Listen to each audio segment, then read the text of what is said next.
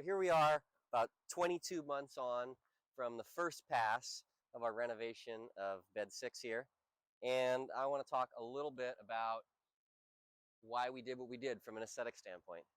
What had been here before was a Roberto Burle Marx inspired tapestry of succulent rosettes predominantly. And then there were a lot of tender things clustered over here, along with a few things that weren't tender.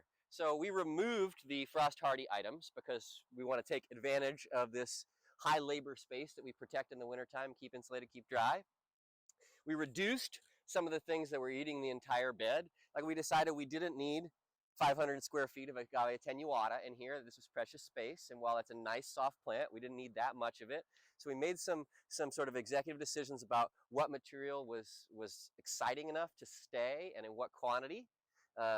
We replanted all of the heirloom crassulaceous stuff, and then we added a whole bunch more exciting material. And specifically in the aesthetic and from a design standpoint, what we did was we naturalized her arrangement a little bit. In the beginning of our whole restoration project, we thought about, what did she really do right, and what maybe could have been a little bit more sophisticated, a little bit better. And we really liked the way she painted with the rosettes, the way she avoided straight lines, the way she had taken inspiration from nature, but we thought that it had become a little bit stiff. And when you have a patch of 100 of the same thing right together, it shows off from afar really strong. When you get right up on top of it, there isn't that interest of a bunch of little things to go search out, and your eye has kind of already seen it. And we thought, this garden is pretty small. This should be like a jewel box. We should cram as many exotic, fun things that make people go, oh wow, what is that? What is that freakish, cool thing? Into this area where we can protect them and reliably keep them safe.